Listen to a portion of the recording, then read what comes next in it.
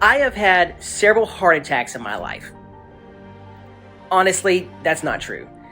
I was actually having what you would call a panic attack, and it has taken me years to share this with friends because I was always afraid that people would think I was completely psychotic. However, over time, I have realized that people are just like me, which means they're human. Psychologists believe that today that we're in the middle of some mental health crisis, and the statistics, which I won't bore you with, they support it. I'm not a doctor, but I've recently been challenged by some thoughts on how technology has become an overbearing boss that constantly makes me feel inadequate. With all of our advancements in technology, it has made us much more capable than we're actually ever able to do.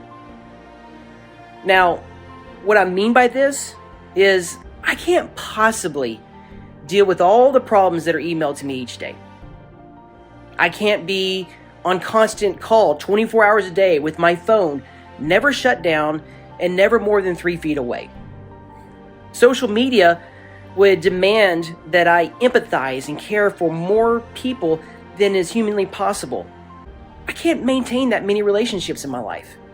And screens are constantly interrupting any rest or silence that my soul desperately needs. Now, I'm not denouncing technology.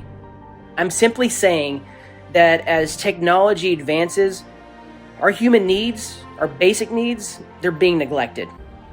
We are exhausted, we are overstimulated, and we're disconnected. Most people would say that we've never been more plugged in, but the evidence would suggest otherwise. Let's look at what some people are calling the Great Resignation. It's a recent stat that said that 73% of people are actively considering quitting their jobs. This means that roughly 3/4 of people are not connecting with their workplace and they don't like their jobs.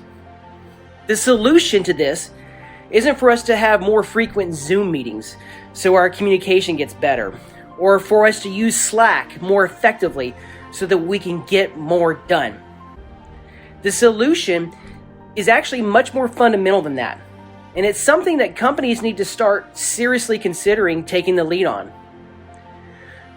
We all have limitations, and sometimes we don't want to recognize our need for a technology break. It's a common sentiment from employees that they never feel like they get anything accomplished and that they spend their whole day putting out fires.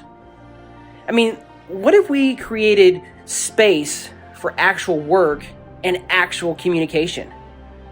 For example, what if a company did something as completely radical as only allowing email access from 8 a.m. to lunch? Would it really destroy a company's production and culture? Or would it actually allow them to get more done without interruptions? Would people actually start communicating and having personal dialogue? Don't call me crazy. Call me human. This is John Lawrence with One Freedom Coaching reminding you to take time to unplug.